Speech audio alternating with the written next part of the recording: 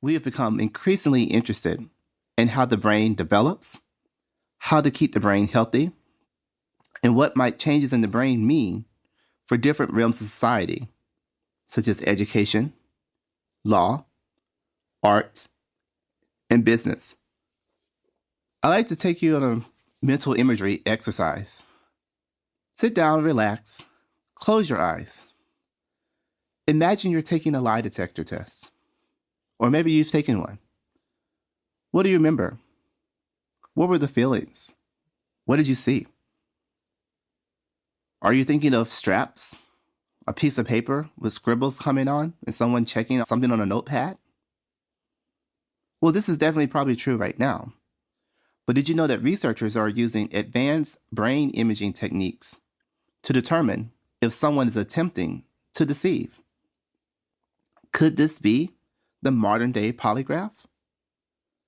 There's also a growing ethical debate on the use of memory and/or cognitive-enhancing drugs.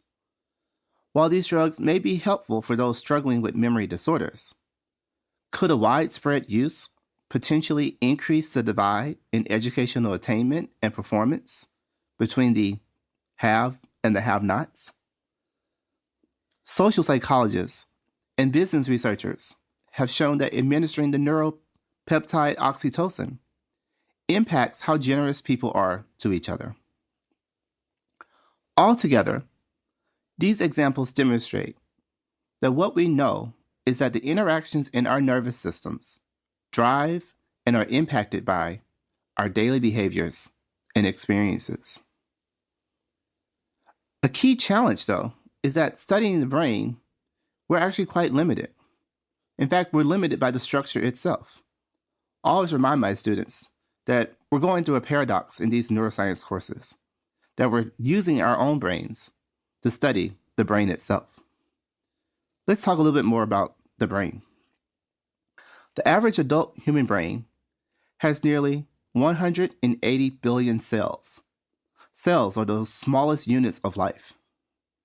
And these 100 billion cells are packed into about 3 pounds of living matter, making infinite connections to help us find our car keys, remember birthdays of loved ones, and learn new dance steps even. That ability of the brain, an organ, finite in structure, remember 3 pounds, 180 billion cells, its ability to be the residence of things that are infinite, thinking, dreams, faith, changing goals, and responding to an ever-changing world. It's this paradox that Emily Dickinson so powerfully portrays in her poem. The brain is wider than the sky. For put them side by side, the one the other will contain, with ease, and you beside. The brain is deeper than the sea. For hold them blue to blue, the one the other will absorb, as sponges, buckets do. The brain is just the weight of God. For heft them pound for pound, and they will differ, if they do, as syllable from sound.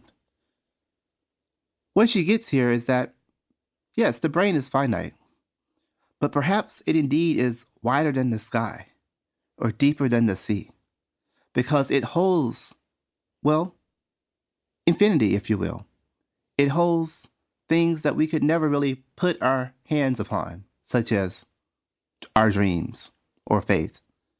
But it's all packed in there, in those 3 pounds, and about 100 billion cells, making numerous connections that we call synapses.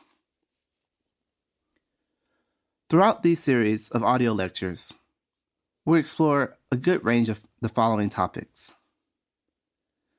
Lecture 2 will focus on the structure of the neuron. Neurons are types of cells that are the main actors, if you will, in the nervous system.